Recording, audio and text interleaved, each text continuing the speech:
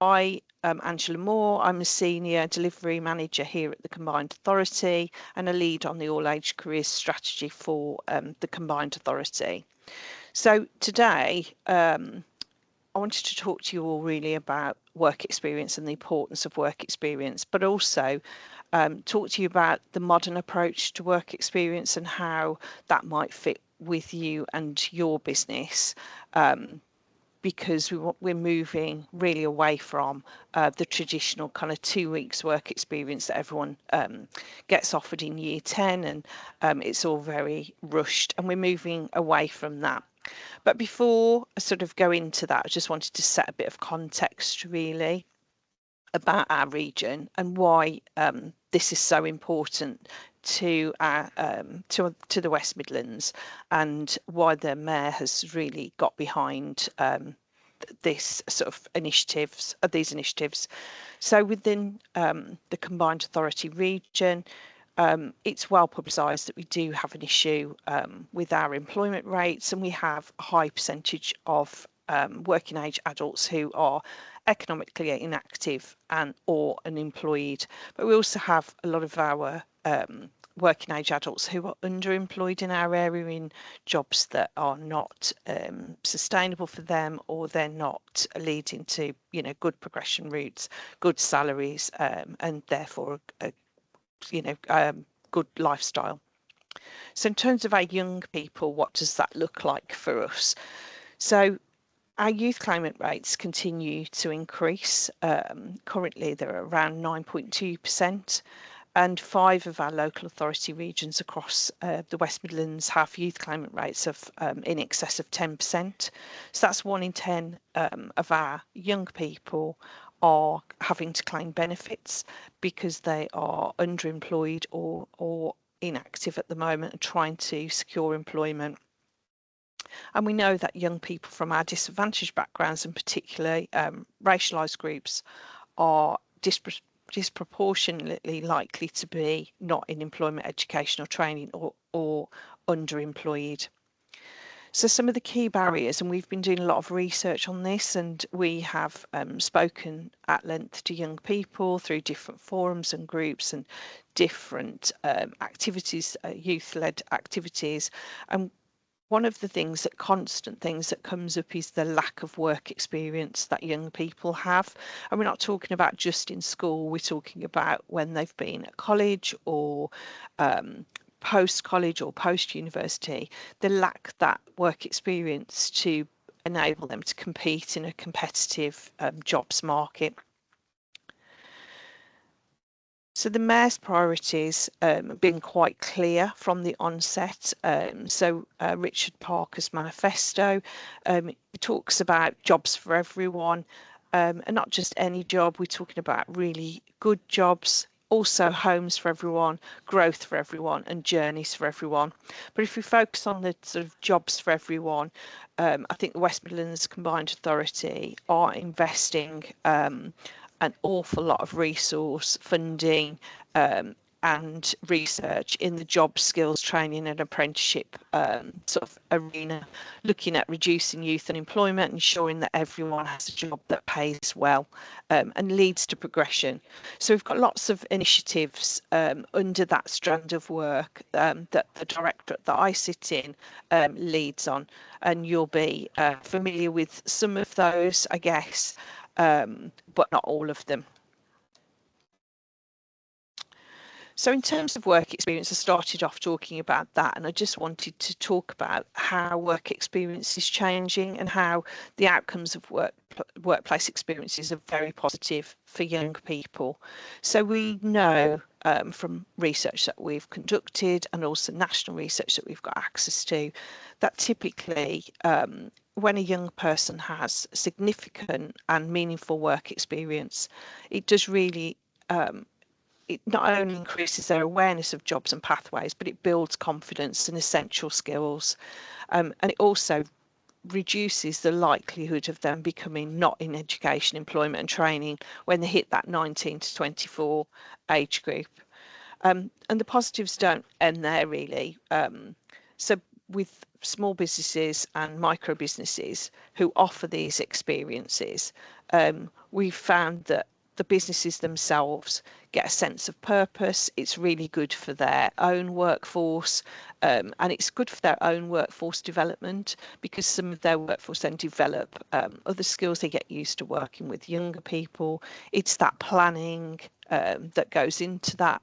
And it's a sense of pride and achievement. And it's something really nice to give back to the workforce that you have. And you can host a student for a morning, a day, a week, whatever really suits you.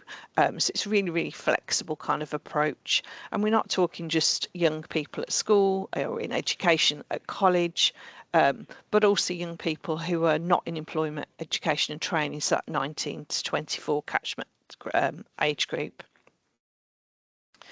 But there are barriers to break down. So too many people are missing out on those workplace experiences, and it is the most common barrier that young people cite when they are trying to apply for jobs and opportunities. It's one of the main barriers that we come across and that young people recognise in themselves. And our disadvantaged young people are more likely to miss out than others.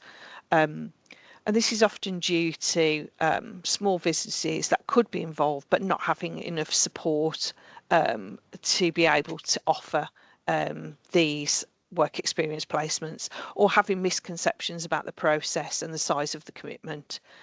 So misconceptions can typically be that all work experiences have to be for a week, a fortnight, and that doesn't always fit with our way of working these days, particularly when a lot of our work is remote, and we might have a workforce that are only in the office typically 1 or 2 days a week. But there are lots of solutions out there to enable the workplace experience to still take place, even when there's a lot of remote working at that workplace. They might have no suitable premises for the young person to visit. But again, there's a lot of ways in which we work remotely now, so the work experience can also be a remote work experience as long as it's meaningful. And there's a lot of misconceptions about the health and safety and safeguarding standards as well that often put businesses off. They think there's a lot of there's a lot of misconceptions about the bureaucracy around work experience. So I wanted to just show this video. This is just one of our local companies in Wolverhampton. They're a small business, and as part of our Youth Guarantee Trailblazer activity that the Combined Authority are leading on, we have a project called Wolverhampton Open Doors, and this is just an example really that I wanted to share of how that's working. Logic is a managed IT and support company. We look after organisations all over the UK. We're trying to keep it local, so we look after a lot of businesses within Wolverhampton and the West Midlands, but we look after all their satellite sites around the UK and globally as well. Well, I'm Keen Bathan, and currently I'm work experiencing in 2Logic right now, an IT consulting company basically. We have taken a number of staff on via the apprenticeship route in the past. We've grown them, they've grown with the business. We've been very careful with who we've picked to take on. In terms of getting Keen in, was kind of to give back a little bit to the community. As I said, we're big on supporting local businesses throughout the Midlands, and this is kind of giving a little bit back. And so hopefully he's had the opportunity to see what we do, how we operate, and learn some of the technical skills along the way. Well, the Open Door program is very helpful as far as I've experienced it. It was recommended to me, but I had not heard of it at first. But so far, everything does seem to be going well. If you have any trouble anyways with I guess commute, they can help you sort it out as well. So you just have to explain your situation to them and they can help you out as well. And they've got a variety of industries that if you'd like to specifically be a part of, then you can have help with that as well. I think having Keen has been useful. I think hopefully we've carved that out so he can spend time with different people in the company and learn different things and different perspectives. So I think he's got quite a lot out of the experience so far. So we've got professional services, we've got manufacturing, we've got accountants, all kinds of different sort of companies that fall under different regulations, different rules, and have different technology. And I think Keane has got exposure to a number of different companies that we support over the last few weeks, and he's even been to some of them as well to see what they do in their day-to-day.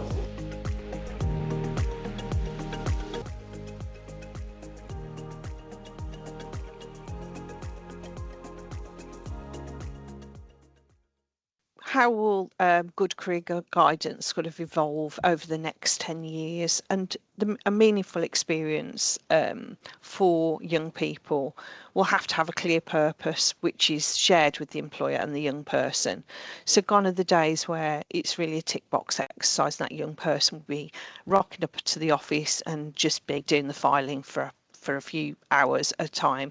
It needs to be underpinned by learning outcomes. So what is it that that young person needs from that experience? So do they need to build confidence, in which case sticking them in a filing room on their own for a few hours is not going to help achieve that, but putting them in a more front-facing role, even if that means that they are shadowing someone else for a few hours rather than getting involved, will really help with that confidence, for example, and including opportunities for young people to meet a range of different people in that workplace as well. So letting them sort of experience what it's like to be the managing director for an hour and all the busy kind of calls that they have to go to. I've attended lots of meetings recently with colleagues where they've brought work experience young people along to meetings with them, just to kind of let them observe that meeting, and it's been really, really interesting, insightful to hear back then from those young people. In terms of the virtual work experience, so where we're working remotely, there's opportunities for young people to perform a task, for example. So it might be that you want them to look at your website, for example, through a young person's eyes and give you some feedback, ideas, and sort of inspiration about how that can be changed. There might be other tasks that they can do. There might be data trawls that you would like them to do, or tidying up some kind of database, and young people are very IT savvy, and it might be that we learn a few things from them, and always include employer giving the young person feedback, and not right at the end, because that doesn't give them an opportunity then to improve, but throughout the experience give them feedback and give them an opportunity then to work on things that they perhaps need to improve on before the end of that experience, and be followed by opportunities for young people to reflect. So what have they learned from that week, what have they learned from that day, that afternoon, or learned from that meeting. So in practice, what kind of a work experience offer will look like for young people? It will start from year 7 and go right through to year 11, 12 and 13, so sixth form or in college. And what it will do is it will build skills. So it'll start off with sector visits, and that might be for an hour, 2 hours. It might be an activity around a school project. It might be then PHSE trips that are then tied into some curriculum work that the young person's doing. And then it might cultivate in actually 2 days with an employer in an activity of their choice, and then it will build. So hopefully throughout the time at school, from year 7 right through to year 13, all of these experiences will build into a multiple progressive high quality kind of experience with some real good outcomes. So how can employers like yourself get involved? So we have a really strong partnership with an organisation called Movement to Work, and we have developed what's called a Youth Path initiative across the West Midlands. So working with Movement to Work, West Midlands Combined Authority have developed sort of an offer of support for employers. So anyone who joins the Movement to Work Youth Path initiative, there is no hard sell, there are no hard targets. It is about businesses and employers being able to gain one-to-one support from Movement to Work to build their own offer. And that might be really tiny. It might be that you're thinking about doing some work experience for college leavers, I don't know, say in the summer months, and you want some help to shape that. You want to be able to connect to young people and youth organisations that will be able to find you suitable young people. Movement to Work will be able to do that through the Youth Path programme. It might be that you are looking at a more larger scale initiative, so you might have branches that extend past the West Midlands, and you're looking to offer a much larger commitment and want to build a programme of work experiences a week long. Movement to Work can also help you to do that. But as I say, there are no barriers there because there are no targets, KPIs for you to hit. It is generally just having that support on hand from youth, through Youth Path. Youth Path then provide young people and organisations that work with young people with regular newsletters, updates, and they have an opportunities portal. So if your opportunity is just for 2 weeks, very specific in that summer period where it's really busy and you really want some people to come along, help stock take, etc., then they can advertise that vacancies out for you. So we really we've been working with Movement to Work now since February. It's been highly successful, and we just want to encourage as many businesses to sign up to the Youth Path Initiative as we can to help support the Mayor's ambition of 20,000 work experience placements during his term in office. So these slides will be shared with you, and that QR code takes you straight through to the Youth Path Initiative to sign up. And as I say, it's just an initial meeting, and you just get to hear about how that can support you. The other thing that I wanted to talk about was employer standards. So if you're not quite there yet and you think, as business, we need to start thinking about our talent pipeline. We need to start thinking that we have an ageing workforce. How are we going to be sustainable in the future? How are we going to stand still? It might be that you've got ambitions to grow the business and that you think that young people coming into the business that you can nurture and grow will help you to do that. So there's a free online toolkit through the Careers and Enterprise Company that will help you assess. It's a self-assessment toolkit, and in 20 minutes you will get your own real-time results. So they're not shared with anyone, you get to have those, but it gives you real insight and ideas in terms of where you are currently now in supporting young people and what things and steps you can take to develop that further to meet the needs of your business.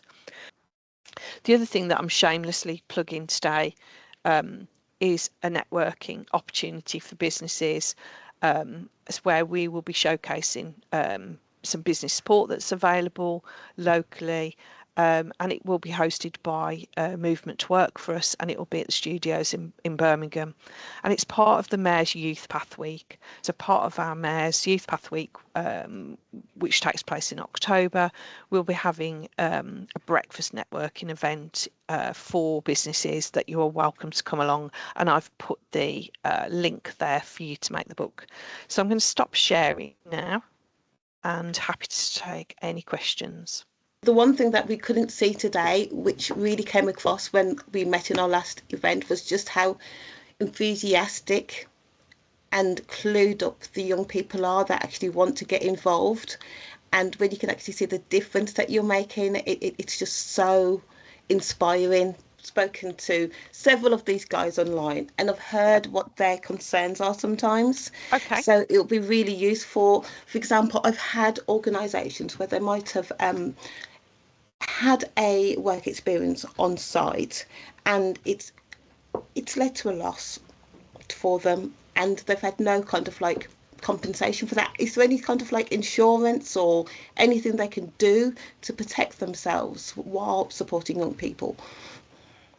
That's a really interesting question. I mean, I've not come across it myself, working in this field for many years. I've not Mm. really come across it, I'll be honest.